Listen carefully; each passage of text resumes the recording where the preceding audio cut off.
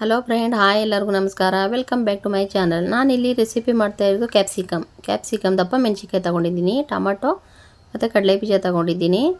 1/4 kg capsicum cut ಮಾಡಿಬಿಟ್ಟು ತೊಳೆದ್ಬಿಟ್ಟು ತೊಗೊಂಡಿದ್ದೀನಿ. ನಾನು ಇಲ್ಲಿ ಪಾತ್ರೆಯಲ್ಲಿ ಎಣ್ಣೆ ಹಾಕ್ಕೊಂಡಿದ್ದೀನಿ. ನೋಡಿ, ಎಣ್ಣೆ ಬಿಸಿ ಆಗ್ತಾಯಿದೆ. ಎಣ್ಣೆ ಬಿಸಿ ಆದಮೇಲೆ ನಾನು 2 ಟೊಮಾಟೋನ ಬಳಸ್ತಾ ಇದ್ದೀನಿ.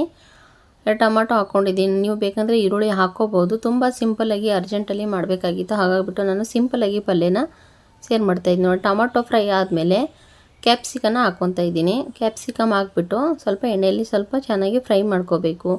ತುಂಬ ಈಸಿ, ಟೇಸ್ಟಿಯಾಗಿದೆ. ಈರುಳ್ಳಿನೂ ಇಲ್ಲ, ಬೆಳ್ಳುಳ್ಳಿನೂ ಇಲ್ಲ ಅಂಥ ಟೈಮಲ್ಲಿ ಯಾವ ಥರ ಮಾಡಬೇಕು ಅಂತ ಸೇರ್ ಮಾಡಿದ್ದೀನಿ.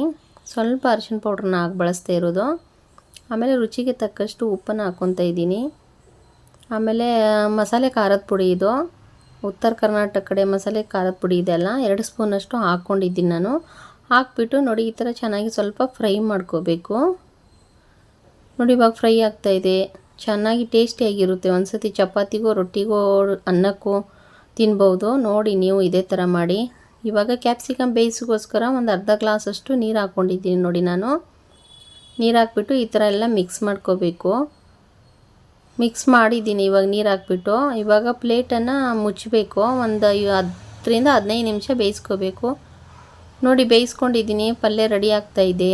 ಆಮೇಲೆ ಕಡಲೆಬೀಜ, ಹುರಿದಿರೋಂಥ ಕಡಲೆಬೀಜ ಹಾಕ್ಕೊತಾ ಇದ್ದೀನಿ. ಕಡಲೆಬೀಜ ಹಾಕ್ಬಿಟ್ಟು ಚೆನ್ನಾಗಿ ಮಿಕ್ಸನ್ನು ಮಾಡ್ಕೋಬೇಕು.